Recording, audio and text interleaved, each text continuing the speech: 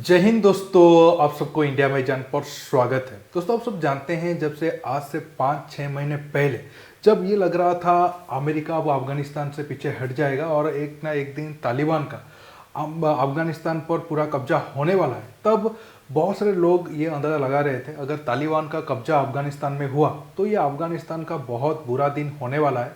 शायद अफगानिस्तान का हालत इराक, सीरिया और लीबिया जैसा 1-2 साल में बन जाएगा। लेकिन तब अफगानिस्तान की जो सेना थे वो तो बहुत ज़्यादा फाइट नहीं दिए, बहुत तेज़ी से अफगानिस्तान का काबुल तालिबान के हाथ में चला गया। लेकिन अब 2-3 महीने के बाद पता चल रहा है आपको मतलब पहाड़ के अंदर छिपकर फाइट करना और एक देश को चलाने में बहुत ज़्यादा फर्क है।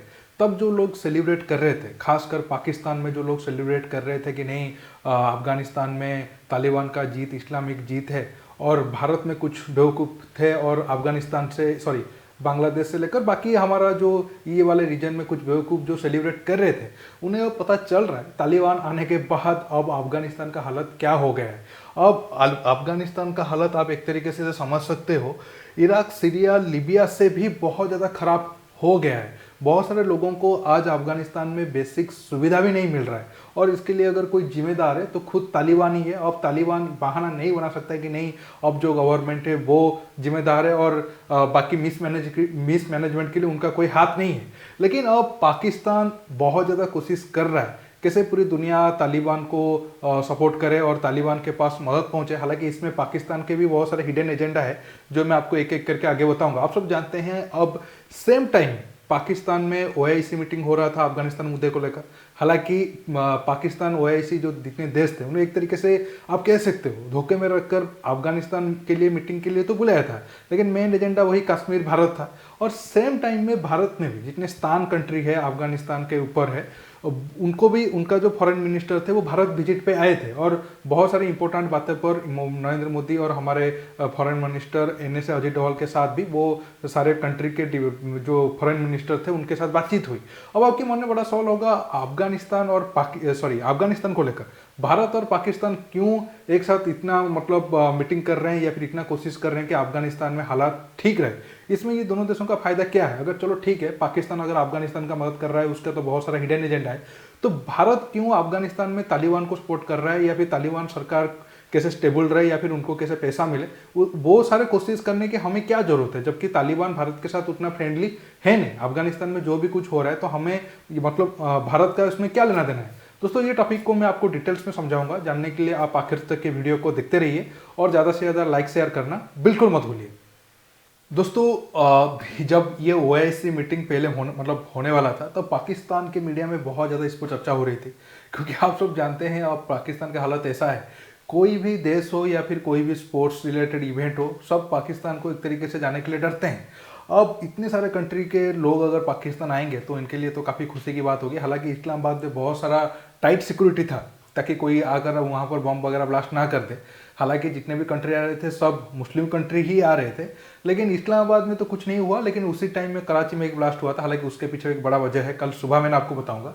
लेकिन OIC meeting of Pakistan Islamabad में ये तो कहकर बुलाया था कि नहीं हम अफगानिस्तान मुद्दे को लेकर ये मीटिंग को बुलाना चाहते हैं, लेकिन इसके पीछे उसका भी बहुत सारा 2-3 हिडन एजेंडा था।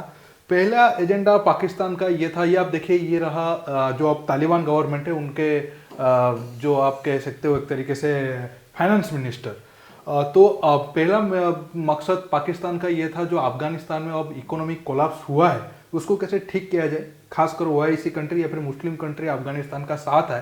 अब अगर मैं कुछ आंकड़े की बात करूं, एक तो जो अफगानिस्तान का जो फॉरेन रिजर्व था 10 बिलियन के करीब, वो अमेरिका फ्रीज कर चुका है। उसे तो अब अफगानिस्तान की अब जो तालिबान गवर्नमेंट है वो इस्तेमाल नहीं कर पाएंगे। प्रेजेंट टाइम में तकरीबन 3.8 करोड़ लोग अफगानिस्तान में हैं, उनमें से 2.3 करोड़ लोगों के पास ठीक से खाना भी नहीं है। आप सोच सकते हो उन सब का हालत अब कितना बुरा होगा। इसके साथ साथ जो गवर्नमेंट एम्प्लॉई है या फिर बहुत सारे प्राइवेट एम्प्लॉय थे उनको अब कुछ महीनों से मतलब सैलरी भी नहीं मिल रहा है।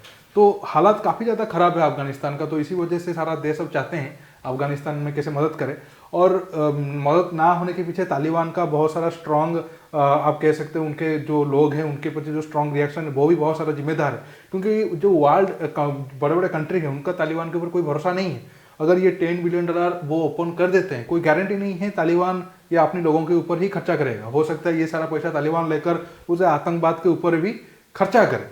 अगर हम प्रेजेंट ओआईसी मीटिंग पर बात करें, लेकिन ये मीटिंग के जो आखिर में हुआ तो कोई फाइनल नहीं हुआ कि नहीं एड वगैरह अफगानिस्तान को इतना जाएगा, क्योंकि पाकिस्तान को ये लग रहा था अगर ये जो सऊदी अरब, यूएई और बाकी मुस्लिम कंट्री राजी हो जाते हैं, पाकिस्तान को ये उम्मीद था जो भी एड जाएगा वो पाकिस्तान के थ्रू अफगानिस्तान जाएगा, ताकि ये थोड़ा कुछ परसेंट अपने जेब में रख पाए, जैसे वो अफगानिस्तान के नाम पर बहुत पहले से ही करते आ रहे थे। लेकिन ऐसा कुछ हुआ नहीं।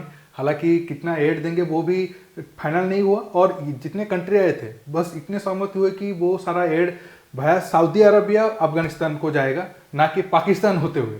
पाकिस्तान को तो एक तरीके से सपना टूट गया, क्योंकि इतने सारा पैसा खर्चा करके इतने सारे देशों को बुलाए थे, कुछ शायद उनको कुछ पैसा वगैरह मिलते तो शायद लोन वगैरह चुकाने में मदद होता, वो भी नहीं हो पाया। साथ में जब पाकिस्तान को लगा चलो ये अफगानिस्तान वाला मुद्दा अगर हाथ से चला गया तो कुछ हद तक कश्मीर का मुद्दा उठाकर थोड़ा बहुत इज्जत को रख लेते हैं। लेकिन जब इमरान खान कश्मीर के मुद्दा उठाना चाहे तो जो सऊदी अरब के ऑफिशियल थे वो बिल्कुल इसमें इंटरेस्ट शो नहीं किए, और ये वाला प्लान भी एक तरीके से इमरान खान का बहुत ज़्यादा कामयाब नहीं हुआ। इसके साथ साथ बहुत सारे कंट्री जो अफगानिस्तान के नेबर और उससे थोड़ा ऊपर वाले कंट्री है, स्तान कंट्री है सेंट्रल एशिया के, वो डायरेक्ट उनके फॉरेन मिनिस्टर ना आकर उनके जूनियर लेवल के ऑफिसर को भेजे थे। जब पाकिस्तान के इस्लामाबाद में ओआईसी मीटिंग हो रहा था तो सेंट्रल एशिया में 5 इंपॉर्टेंट मुस्लिम कंट्री के फॉरेन मिनिस्टर नई दिल्ली में थे।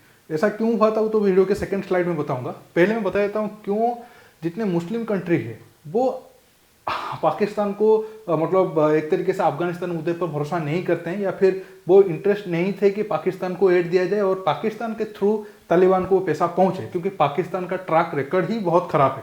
जैसे मैंने आपको अगर आप रिसेंट एग्जांपल दूं भारत वाला एंगल से, आप सब जानते हैं जैसे मैंने आपको शुरू में कहा अब अफगानिस्तान में हालत काफ़ी खराब है, खाने को लेकर भी सामान वगैरह नहीं है, तो भारत से तकरीबन 50 टन का गेहूं और मेडिसिन वगैरह जा रहा था। आप सब जानते हैं एक महीने पहले का ही न्यूज है।